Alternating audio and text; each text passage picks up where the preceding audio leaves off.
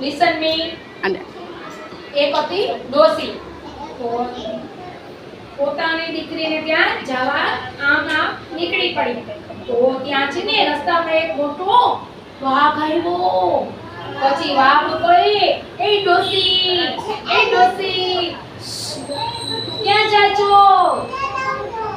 તને ખાવ? ના, મને ખાતો નહીં. દીકરીને ઘેર જવા દે, તાજી માજી ખાવા દે, મને પછી ખાજે. એટલે ડોસી એમ કહે છે. ડોસીને કેટલી બધી જીવાની તમન્ના હોય. વાઘ કહે, ઠીક. ડોસી આગળ ચાલી. ત્યાં રસ્તામાં એક મોટો સિંહ આવ્યો. મોટો સિંહ મળ્યો. સિંહ કહે, ડોસી, એ ડોસી, અને ખાવ? ના હો, મને ખાતો નહીં. આગળ ચાલતા મને વરુ આવ્યા અને બધા જનાવરો આવ્યા. પછી ડોસી ઉપર પ્રમાણે જવાબ આપ્યો ડોસીએ. ડોસી તો તેની દીકરીને ત્યાં ગઈ. રોજ ડોસીને સારું ખાવા જોઈએ અને પીવડાવે, ખવડાવે સરસ. ડોસી સારી થઈ જ નહીં.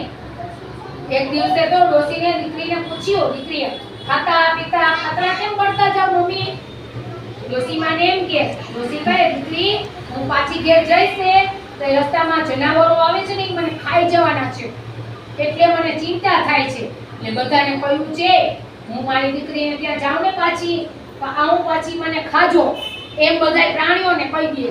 તો દીકરી કહે, અરે માં, એમાં તમે બીઓ છો શું? આપણે જે ગંગુટીઓ છે તો તેમાં તો એક બેસજો, ગંગુટીયા પર દોડાવતા આપણે લઈ જાજો. તે ડોસી માટે એક દીકરીએ ગંગુટીયો આણ્યો. પછી તો તેને ડોસી તો એમાં બેઠા.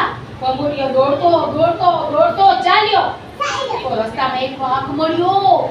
તો વાઘ કહે, ગંગુટીયામાં ક્યાંય ડોસી બેઠા? ગંગુટીયો કહે, કિસકી ડોસી કિસકા કામ, ચાલ ગંગુટીયા આપણે ગામ. એમ બોલ્યો ગંગુટીયો શું બોલ્યો? કિસકી ડોસી કિસકા કામ, ચાલ ગંગુટીયા આપણે ગામ. એમ બોલ્યો. વાઘ તો સાંભળી વિચારમાં પડ્યો. મારું આવું શું? ગંગુટીયા તું શું હશે? વાઘ તો ગંગુટીયાની પાછળ ગયો. અને સિંહ, સાપ, બીજા જનાવર ગંગુટીયા પાછળ ચાલ્યા. અને ગંગુટીયો તો ડોસીના ઘર પાસે આવ્યો. ડોસી તેનાથી હળવેથી ઓળખી ગયા. કહે, ડોસી ને ખાય તો ડોસી એકદમ દોડીને ડોસી ઘરમાં બેસી ગઈ અને બારણા બંધ કરી દીધા. જનાવરો તેના નિરાશ થઈને ચાલ્યા ગયા. ડોસી તો ખૂબ રાજી